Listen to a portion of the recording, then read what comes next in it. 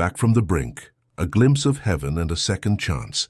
There was something about that morning that just didn't sit right with James Carter. It felt as though the Holy Spirit was trying to get his attention, nudging him with a warning. Little did he know his life would change in just 4 minutes. It was July 10th, 2023, and James was driving to work when a red pickup truck suddenly swerved into his lane while trying to overtake a fully loaded tractor-trailer. All I saw was him, speeding around the truck, coming straight at me, James recalls. He was right in my grill. I instinctively jerked the wheel to the left and crashed directly into the massive tractor-trailer. Back at home, James' wife, Sarah, received an unexpected call from his employer, wondering why he hadn't arrived at work. The moment she heard those words, she knew. "I didn't need anyone to tell me," she says. "If he wasn't at work on time, something terrible had happened." I immediately called my best friend and asked her to pray for me because I had no idea what I was about to face. And I knew James needed prayer too. As James lay trapped in the wreckage, his soul experienced something beyond this world. "I was completely out of my body," he describes. "I found myself racing through a massive, dark tunnel toward an incredibly bright light. But it wasn't blinding, it was pulling me in.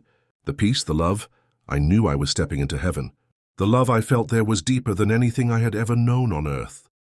I saw arms reaching toward me, guiding me. I could sense angels escorting me toward that light.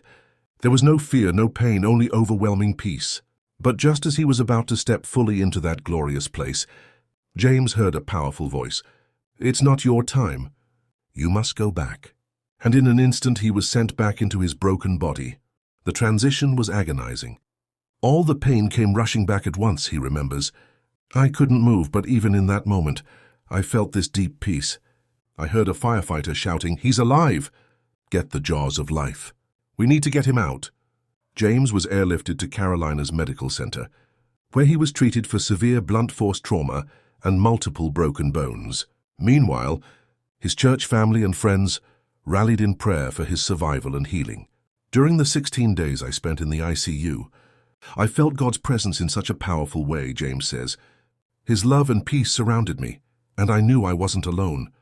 James endured a long and painful recovery, but through it all, he remained thankful for the glimpse of eternity he had been given. "There's no way I could have made it through the past year without God at the center of my life," he says. "The injuries, the struggles, the pain, God was with me through it all. And what he allowed me to see was just a glimpse of his greatness, a glimpse of heaven."